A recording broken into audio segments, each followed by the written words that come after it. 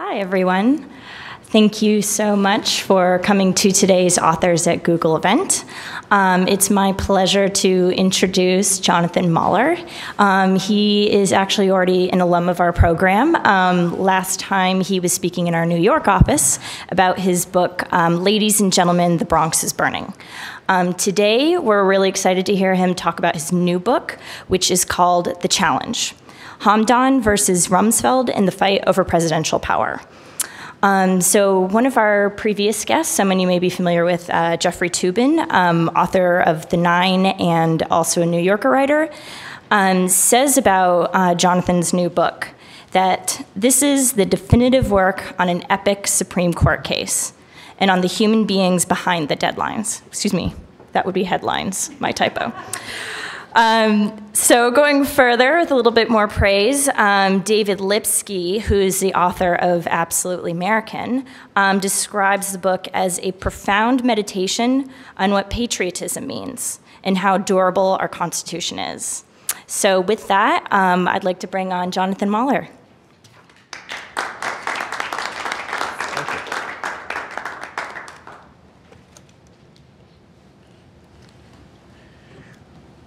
Okay, hello everyone, thanks for coming. I'm going to speak a little bit about the book. I'm going to read a little bit from the book just to give you a kind of sense of what it's about. And then I'm going to be happy to take any questions you guys might have. I'll sort of start with the beginning. This story grew out, this book rather, grew out of a story that I wrote for the New York Times Magazine, which is sort of my day job. I'm a writer for the New York Times Magazine. And I wrote the story back in the spring of 2004. And it was a profile of a Navy lawyer named Lieutenant Commander Charlie Swift. And this Navy lawyer had just been assigned to a newly created office at the Pentagon, which was intended to, this office was created to defend suspected terrorists in what would be America's first military tribunals in more than 50 years. So the president had essentially, after 9/11, decided that we were going to start treating terrorists not as criminals and not trying them in our criminal courts and our federal courts, which is what we'd done in the past, but rather he was going to create military tribunals along the lines of you know, the war crimes tribunal at Nuremberg, say, and try terrorists there. And these suspected terrorists were going to need lawyers, and these lawyers were going to be military lawyers, military officers, JAG lawyers. And this particular lawyer had been appointed to this office and had been assigned to a client. And the client was named Salam Hamdan, and he was a driver for Osama, had admitted to being a driver for Osama bin Laden. So, as you might imagine, it was an interesting story. I mean, here you have a Navy lawyer who finds himself in this, you know, sort of plucked from anonymity in the JAG Corps, where he spent his days defending wayward servicemen who had, you know, of things like drug possession. And here he is now defending an accused terrorist in these historic war crimes trials, these historic military tribunals. So I think when I got down to Washington to sort of start spending time with this guy, Lieutenant Commander Swift, I think I assumed, as had everyone else, that he was basically going to do what the government wanted, that he was going to essentially roll over and you know, follow orders, that he wasn't going to put up much of a defense on behalf of this guy. But it became pretty clear to me really right away that that was not his intention at all. And you know, in fact, not only was this Navy officer,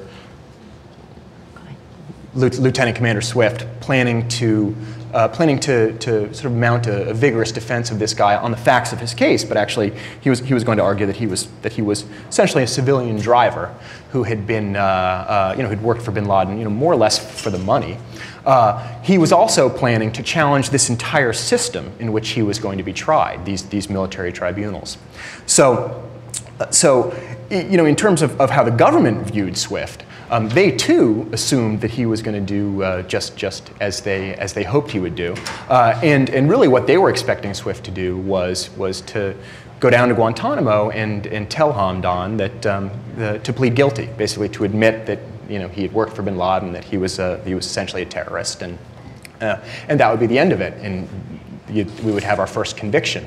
But in fact, the government was sort of so convinced that that's what Swift was going to do that, that when they initially assigned him to Hamdan, the letter that he received, giving him permission to go down to Guantanamo and meet with him, said to him, you can meet with Hamdan for the purposes of negotiating a guilty plea. So it was almost as though the thought never even crossed the government's mind that he might do something else, that he might encourage him to plead innocent, and much more than that, that he would actually launch a lawsuit against the Bush administration on behalf of this guy. So my story came out in 2004, in the late spring of 2004, and I realized at the time that this was I was sort of just at the beginning of what was going to be a pretty remarkable story of this man, Lieutenant Commander Swift, and Hamdan, and this challenge.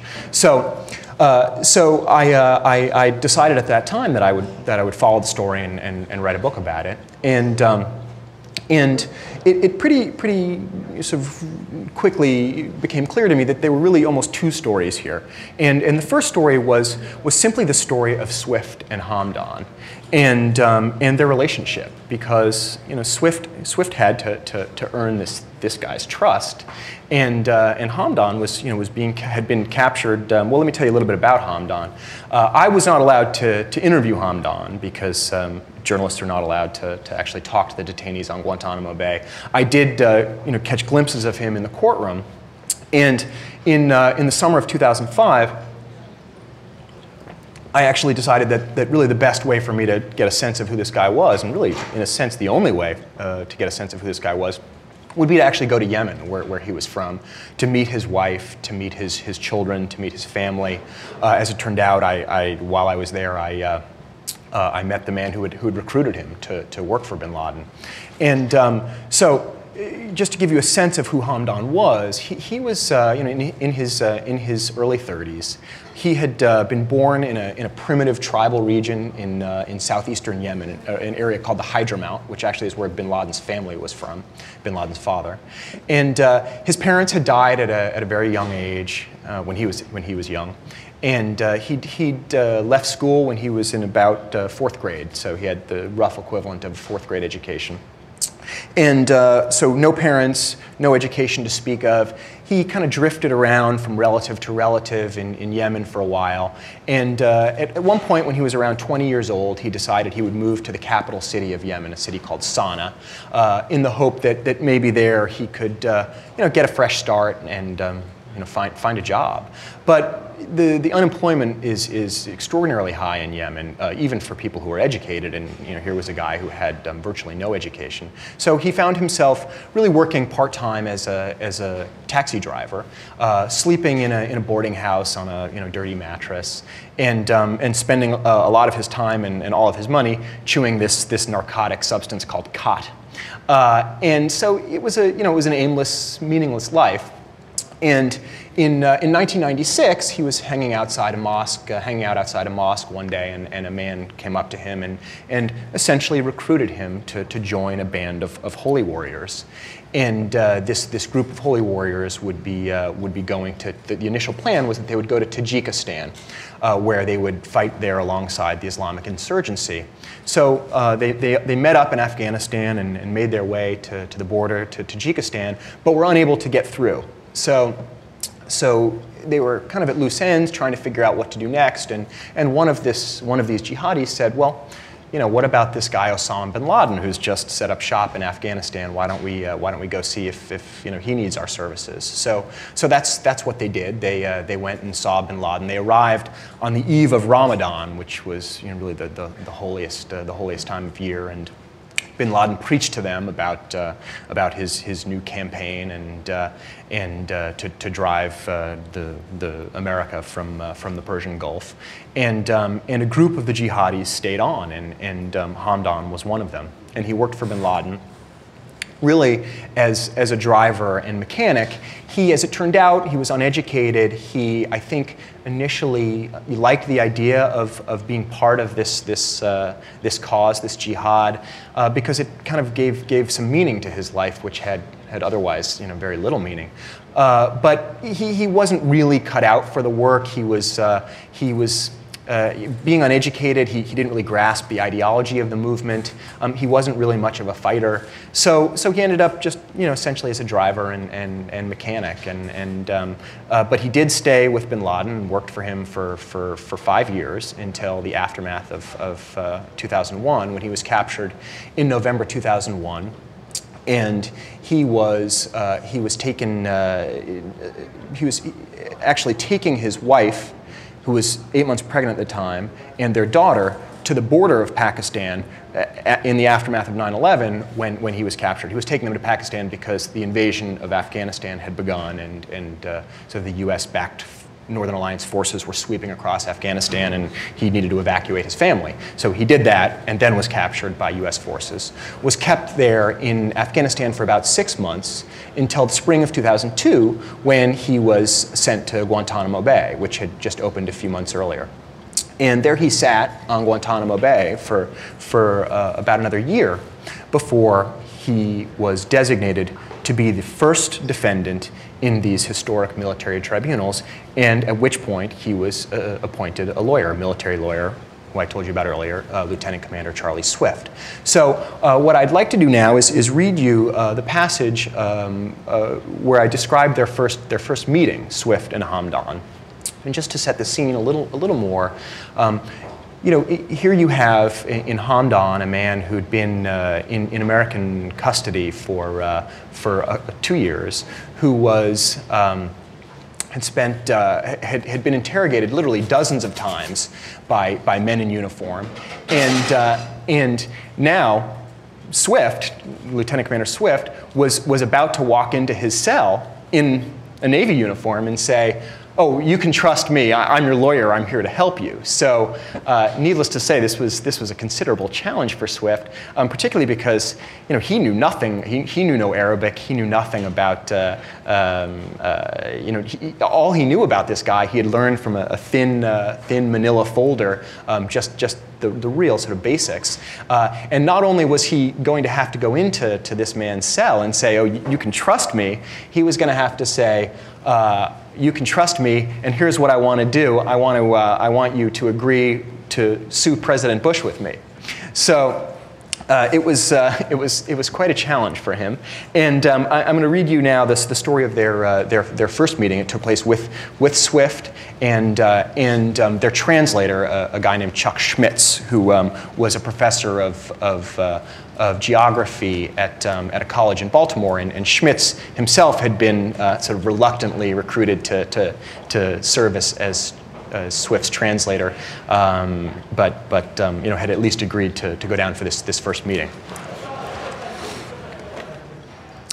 Guantanamo Bay Naval Base is divided into 2 areas, windward and leeward, by the 2.5 mile wide bay for which it is named. The airport is on the leeward side. Nearly everything else is a short ferry ride away on the windward side. There are housing subdivisions, a few fast food restaurants, a strip mall, a bowling alley, a drive-in movie theater, and a neglected 9-hole golf course. The overall effect is small-town America, if a sad and somewhat dated version of it. The whole base is about 45 square miles, or roughly the size of the island of Manhattan. After disembarking from the ferry, Swift and Schmitz made their way to the headquarters of the joint task force that runs the base. They happened to arrive in the midst of a drill to prepare for a terrorist attack. Roadblocks had been erected everywhere, and the female soldier charged with preparing their access badges was made up to look like a casualty. Theatrics that were hardly necessary to make this place one of the strangest either of them had ever been. Swift soon found his footing, though. Asked to sign a statement ensuring that he wouldn't say anything to the media about what they saw in Guantanamo, he insisted on amending the language to read that he wouldn't say anything, quote, in violation of the National Security Act. That evening, he and Schmitz went to the Marine Galley, which Swift had been told had decent food and a great view. It was surf and turf night, so they ate steak and lobster, followed by Ben & Jerry's Peace Pops as they watched the sun drop down below the bay. 36 hours later, they set out for Camp Delta in a rusty red van to meet Hamdan. From a distance, Swift could make out the plywood guard towers draped in American flags, and, as they drew closer, the heavy chain-link fencing topped with concertina wire that ringed the camp. A 4 by 8 foot sign hung from the main entrance to Delta, honor bound to defend freedom, the motto for the Joint Task Force Guantanamo. Swift wore a khaki uniform rather than his dress whites because he wanted to seem as accessible as possible. At the entrance gate, he declined to place a strip of black tape over his name tag, the custom among most soldiers and officers who prefer to keep their identities hidden from the suspected terrorists inside. For the past several weeks, ever since the president had designated him for trial by military commission, Hamdan had been in solitary confinement, or as the Defense Department called it, pre-commission confinement, in a separate area inside Delta known as Camp Echo. The administration didn't want the other detainees to know that he had been assigned a lawyer, or worse, give him the chance to report to the rest of the prison population on the substance of their conversations. Swift and Schmitz were led down a long dirt path toward a cluster of 8 cinder block huts with corrugated tin roofs that faced inward on a square.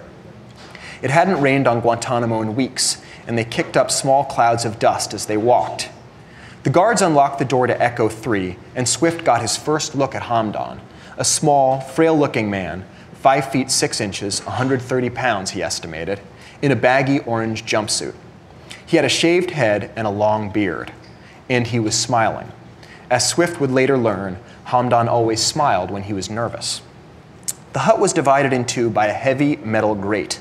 On one side was a metal bed and stainless steel toilet. On the other were 2 abutting folding tables and 3 white plastic chairs. Solemn Hamdan sat at the opposite end of the tables, beneath a bank of bright fluorescent lights. His hands and feet were bound to a chain around his waist, his ankles fastened to an eye bolt in the floor. An old air conditioning unit labored noisily against the stifling heat. "I want him released from those chains," Swift said. "We can't do that," one of the guards answered. After some debate, they agreed to at least unchain his hands. They asked Swift if they wanted one of them to remain in the cell, and Swift said no. They showed him the red panic button marked duress on the wall and left him alone with his client. "I'm a military attorney and I've been appointed to represent you," Swift began. "I can understand if you don't trust me right now. I work for the same people who are holding you here." He proceeded to detail his educational background and military rank, which an Arab culture expert had told Swift would impress Hamdan. They didn't seem to. Hamdan was polite but curt, insisting on a civilian lawyer. He wasn't any happier with Schmitz. He wanted an Arab translator. Swift asked for a chance to earn his trust. Whether Hamdan really believed that Swift was his lawyer, or, more likely, just another interrogator, he was eager to rant about his mistreatment at the hands of the Americans. He told Swift that during his first several weeks in Bagram, he had been stashed away in a dark cell in the basement of the prison when representatives from the International Committee of the Red Cross came through. Swift scribbled furiously onto a yellow pad as Hamdan spoke. About an hour into their 2.5-hour meeting, Swift told Hamdan about the government's offer, 20 years for a guilty plea and full cooperation. "What do they say I've done?" Hamdan asked. "They haven't charged you yet," Swift answered. "They sent me here to negotiate a guilty plea." "How can I plead guilty if I don't know what I've done?" Hamdan asked. After a long pause, Hamdan asked Swift if he thought he should take the deal. Swift gave him his advice. "These military commissions are presidential policy, and sooner or later the president is going to change. A different president may want to pursue a different foreign policy. If you plead guilty to something, no president is going to argue for your release. On the other hand, if you plead not guilty, there's a very real possibility that someone in the future may release you." Swift then outlined for Hamdan the alternative to a guilty plea. He listed some of the rights under the Geneva Conventions and Uniform Code of Military Justice that he believed Hamdan was entitled to, but had thus far been denied. It was unclear how much, if anything, Hamdan was grasping, yet Swift pressed on. "The only way to get you these rights is to sue the Bush administration," he said. "That's what I'd like to do, sue President Bush." Another long pause followed. "This lawsuit, will it make you rich?" Hamdan finally asked. "No," Swift answered, "but it might make me famous." Then he added, "It might make you famous too." "I don't want to be famous," Hamdan replied. "I just want to get out of here." That night, Swift and Schmitz watched the Super Bowl on Armed Forces television. The following day, they returned to Camp Echo. At the end of the meeting, Swift told Hamdan they'd be back soon, and encouraged him to think about the government's offer in the interim. "Do you believe we're here to help you?" Swift asked, standing up to leave. "A drowning man will grab onto any hand that's extended to him," Hamdan replied. So with this begins really an extraordinary relationship between a Navy officer, a graduate of the US Naval Academy, and Osama bin Laden's driver. And Swift visited Hamdan literally every month for several days on Guantanamo, and saw him through really, I mean, I'm not being hyperbolic when I say that Swift literally kept him alive. Hamdan went on numerous hunger strikes. At one point, after refusing food for 16 days, he was force-fed in a restraining chair. He fired Swift on numerous occasions, and you know, it's not unusual for a lawyer to have to work to earn his client's trust, a defense lawyer. But in this case, Swift found himself having to earn Hamdan's trust back every time he went to Guantanamo, because Hamdan was in solitary confinement. He had no reason to believe that Swift really was there to help him, because Swift, for all he was doing on Hamdan's behalf, was really only able to make kind of almost imperceptible changes to Hamdan's life. Maybe get him an extra 15 minutes of outdoor exercise here and there, but an extra book in his cell. But on the whole, it was a real uphill battle. And so in the book, I really detail the story of this relationship and the frustrations that Swift had to deal with, but also just the intensity of their relationship, because for Hamdan, Swift was all he had. He was in solitary confinement. He had no contact with the guards. Swift was his outlet. So he vented on Swift. He would, before Swift arrived, he was always sullen and depressed, and often treated Swift badly. But when it was time for Swift to leave, of course he became the sort of fear of isolation and loneliness. He didn't want him to leave, and he became angry and despondent. So it was really an intense relationship.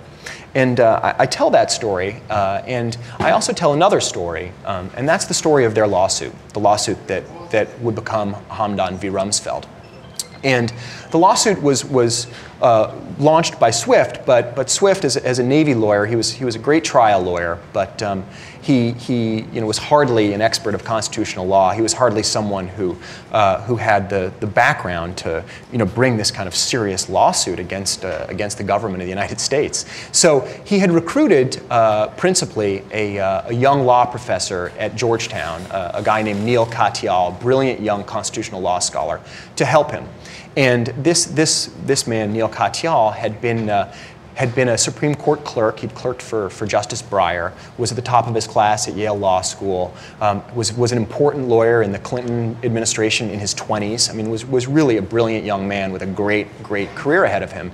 And when Swift first came to him, you can imagine he was a little reluctant to get involved. I mean, he knew that he would always be known as the man who had defended Osama bin Laden's driver, and he was concerned that it would really be the end of his career and his sort of political ambitions. But he felt strongly about the case that Swift wanted to make, and he felt he wanted to make it as well, and so he signed on. And the case was this: the case was essentially that the president had created these military tribunals in November of 2001, in the aftermath of 2001, in the aftermath of September 11th, and he had done so really with the stroke of a pen, with a military order, without any consultation with Congress. And Congress is of course the body of our government that's charged with writing the laws. So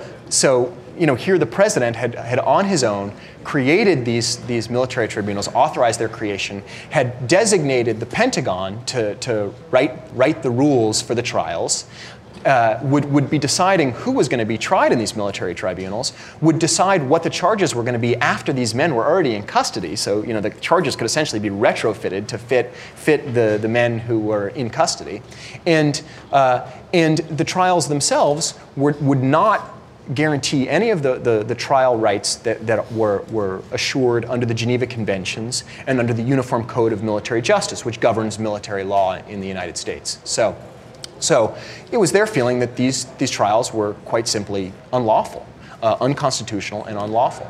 So they brought this challenge in 2004, and when they first did so, it was, to give you a sense of what a long shot it was, at the time, the Bush administration was arguing, and indeed every judge, virtually every judge who'd been asked to rule on this issue had agreed with the Bush administration, that Guantanamo Bay wasn't even within the jurisdiction of the federal courts, that it wasn't even part of our legal system, and that therefore federal judges shouldn't even be allowed to hear cases brought on behalf of these detainees. So before they could even get a hearing from a judge, they needed a court, and as it turned out, the Supreme Court, to rebuke the Bush administration, at least on that argument, and say, the doors to the federal courts are open to the detainees. They can bring these challenges. And that's what happened in 2004. And with that, their lawsuit kind of found some traction and began to move forward. And what they were doing, essentially, was, even as the government was proceeding with its military tribunal in which it was trying Hamdan down on Guantanamo, they were pushing this federal lawsuit forward in an attempt to stop it. And so it was really a race between the military tribunal and their federal lawsuit. And they made their first argument in federal court down in the fall in Washington in the fall of 2004, and asked a federal judge, basically, to stop the president from continuing ahead with these military tribunals. And after they made the argument, they, a week later, got on an airplane, went down to Guantanamo Bay for the pretrial hearings for Hamdan's trial. And I was down there at the time on Guantanamo, and we were all in the military courtroom, and the proceedings started, and into the courtroom walks an MP in the middle of the proceedings with a yellow sticky note, and he hands it to the military judge. The military judge looks at it, bangs his gavel, gets up, walks out of the courtroom, and for about 15 minutes, everyone in the courtroom is wondering, what's going on? What's happened? Has there been a terrorist attack? No one had any idea what was happening. And 15 minutes later, the judge walks back in, calls the court to order, announces that the court is in indefinite recess, and bangs his gavel once again. And what had happened is that this federal judge in Washington had halted these military tribunals. This federal judge had told the Bush administration that these military tribunals were illegal and that they had to stop. So needless to say, it was an extraordinarily dramatic moment. And the government quickly appealed the decision, and it was heard at the Court of Appeals, and the Court of Appeals reversed the decision. So now their only shot was to go to the Supreme Court. And to give you a sense of what a long shot it was that they would even get a hearing at the Supreme Court receives about 8,000 petitions every year for about the 100 cases that it will hear. So just on the numbers alone, the odds were long.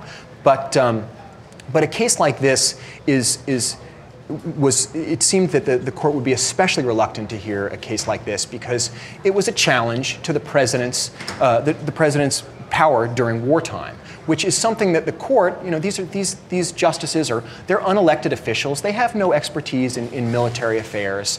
And when the president as commander-in-chief says he needs to do something to keep this nation safe, judges and the Supreme Court justices tend to be somewhat understandably reluctant to say no, to stop him. So it seemed as though they probably wouldn't get a hearing, frankly.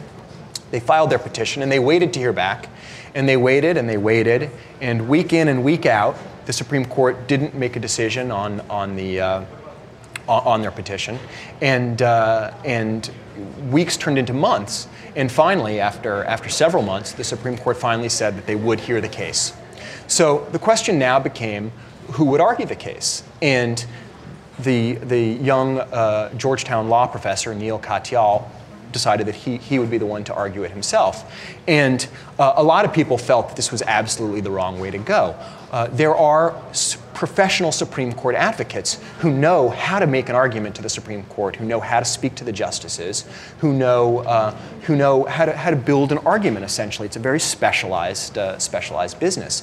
But this lawyer, Neil Katyal, had no experience, arguing at the Supreme Court, and frankly, he had almost no experience arguing in court at all. He was all of 34 years old, had argued 3 cases in his life. One was a traffic ticket, and one was a landlord-tenant dispute. But he was determined to give this argument. He felt that he'd spent years immersed in this material, and he invested so much in this case, he wanted to make the argument himself. And he decided that the only way he could really justify doing that and overriding the advice of a lot of people who knew a lot better than he did, frankly, what he should do, was the only thing he could do was to just prepare obsessively. And what that entailed initially was he took out a legal pad and he wrote down the name of every lawyer and law professor in America who most intimidated him. And this is a guy who, as I mentioned, was at the top of his class at Yale Law School, was a Supreme Court clerk, which is really the highest honor for a young law student. I mean, he was not someone who intimidated easily. So this was a list of really the kind of heaviest hitting law professors and lawyers in America. And he wrote the list. He called them all individually and asked each one of them if they would moot him, if they would essentially grill him and act as the justices might during his Supreme Court argument. He traveled all over the country and conducted 15 different moots.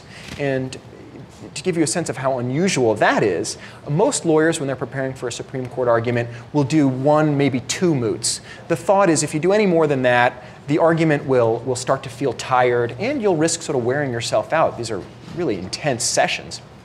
He did 15 of them all across the country. And he kept spreadsheets with a research assistant of every question he was asked and every answer he gave in all 15 of these moot courts that he then studied so he could kind of hone his answers. He taped each one of them and he listened to the tape of each moot right afterwards. He also downloaded all the best Supreme Court arguments he could find online and would listen to them when he was working out, would listen to them when he was in his car. And he kept, next to his bed, he kept a Xerox of the entire case record, hundreds and hundreds of pages, every document that had been filed in the case, every transcript from every hearing, because which he studied at night and committed to memory. Because he wanted to be able to say, if asked by a justice during his argument, oh, Mr. Katyal, where can we find this reference to this conspiracy charge or something like that, he wanted to be able to say not just what page it could be found in the case record, he wanted to say what paragraph it could be found in. And this, in fact, happened during the argument. Justice Stevens asked him for something like that, and he directed him to precisely the right line in precisely the right paragraph on precisely the right page. And the last thing he did was he agreed to work with a sort of touchy-feely trial consultant who was a former sitcom actor who had become a trial consultant as his second career. And this trial consultant had him do things like line up his children's stuffed animals and practice making eye contact with them as though they were the Supreme Court justices. And he also told him that it was very important that on the morning of the argument, he get up in the morning and in the shower, he sing in his regular voice in the shower so that the sound of his voice wouldn't seem strange to him when he found himself standing before the justices. And as it turned out, he got up early for the argument that morning, and he didn't want to wake up his wife, so he decided he wouldn't sing in the shower. And what he did instead was about 15 minutes before the argument began, he ducked into the bathroom in the lawyer's lounge at the Supreme Court, and he belted out the words to Mr. Rogers' Neighborhood at the top of his lungs. So he then went into the courtroom, and this was the most eagerly anticipated argument of the year at the court. People had slept out. There were dozens of people in line who had slept out for tickets to the argument. The courtroom was packed. It was filled to capacity.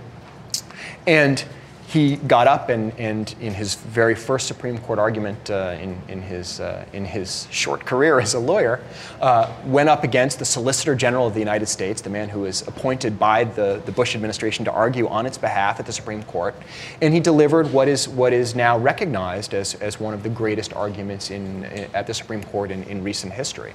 And then it was just a question of waiting for the court's decision. And they waited and they waited. And the way the court delivers its decisions is very, very old-fashioned, very sort of traditional. They don't announce when they're going to announce a particular decision, and they don't release them on the internet. If you want to hear the outcome of a case you've argued, you have only one option, and that's to appear in the courtroom and hope that when you get there, that day is the day the court's going to hand down the verdict. So what these two lawyers did, Neil Katyal and Charlie Swift did, was every day for weeks, they met outside the courtroom, and they walked into the courtroom, and they sat down in the courtroom, and the justices filed in and announced their opinions, and they sat on the edge of their seat hoping that would be the day that the Hamdan decision would be announced. And for weeks, the justices didn't hand down the Hamdan decision until the very last day of the term, when they did. And they had won. It was a 5-3 verdict. Chief Justice Roberts had to recuse himself because he had heard the case at the Court of Appeals. They won 5-3, and the decision was a sweeping decision, much broader than anyone had dreamed. And what it said essentially, in addition to saying that these military tribunals were illegal, it said that the president cannot violate the laws and treaties of the United States, even during wartime. That his power, his commander-in-chief power to keep the nation safe, does not allow him to violate our laws and treaties. And as though that may sound somewhat obvious on its face, it actually was not many of the policies in the war on terror had been premised on the idea that the president did have the power to violate these laws and treaties if he felt it was necessary to keep the country safe. So the decision set off a huge panic inside the Bush administration, because suddenly programs like the rendition program, in which we sent enemy combatants to foreign countries essentially to be tortured for intelligence, were now illegal. The Supreme Court had deemed them illegal. And the warrantless wiretapping program, the wiretapping of citizens that we'd been conducting, that the administration had been conducting without court approval, was now illegal.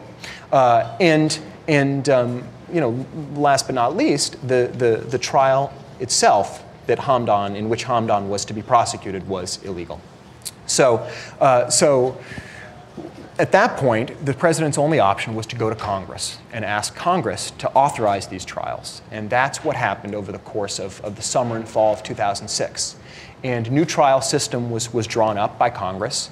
And just this summer, Hamdan was finally brought to trial in July and August.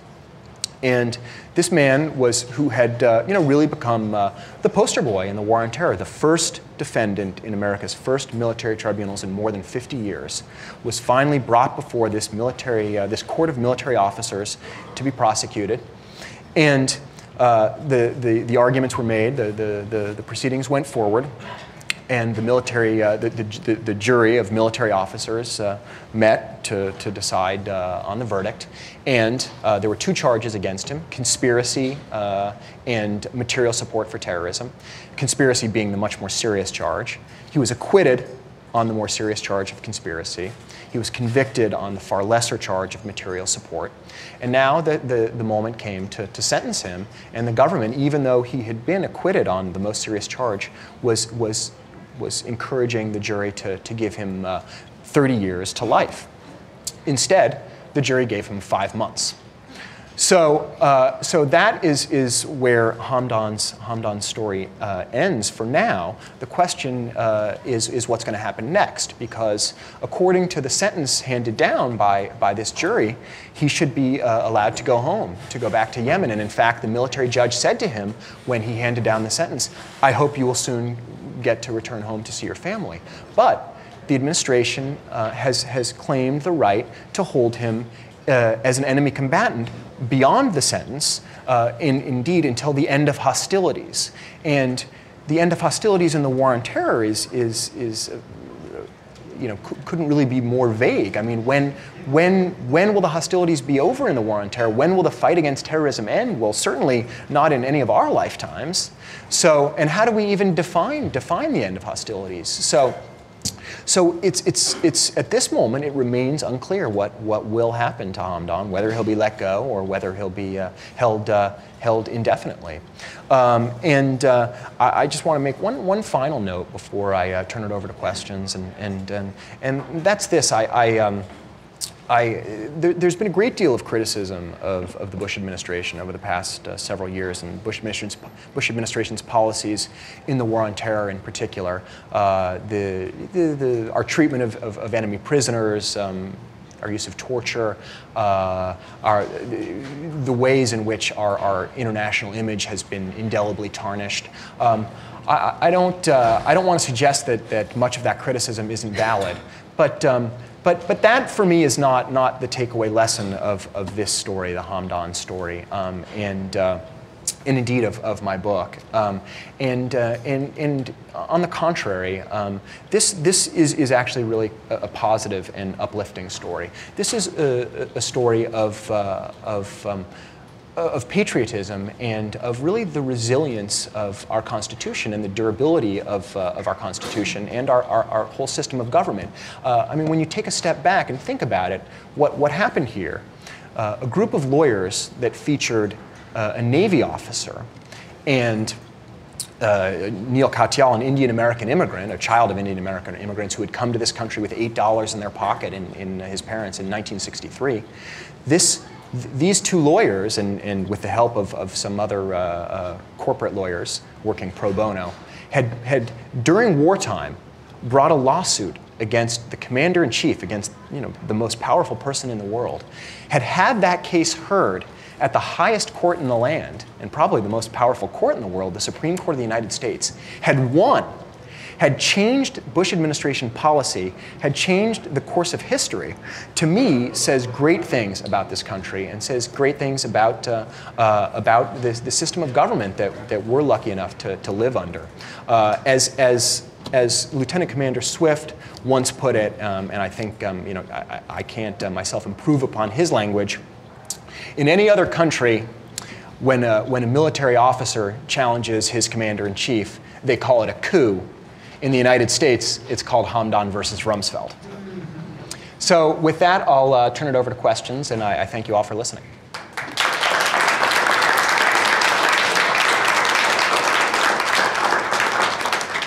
Please use the microphone also if you... Hi, thank you very much for being here today. This is fascinating stuff. My pleasure. It's a pleasure to hear you. This question may seem a little off topic. Think of it as backstory, but I thought you might be able to address it. Every time I see it on the news or in the newspaper, the fact that we have a base like this in Cuba seems utterly surreal to me. A country with whom we have relationships that are roughly equivalent to our relationship with the planet Neptune. Can you speak to what we're doing with that patch of land and why it is that we have it at all? Yeah, well, I mean, why it is directly related to lawsuits like this. The administration chose Guantanamo because it believed that it was, as part of Cuba, it was outside the jurisdiction of our courts, and that therefore it could hold and interrogate prisoners however it wanted without the intervention of federal judges. That was the plan from the very beginning.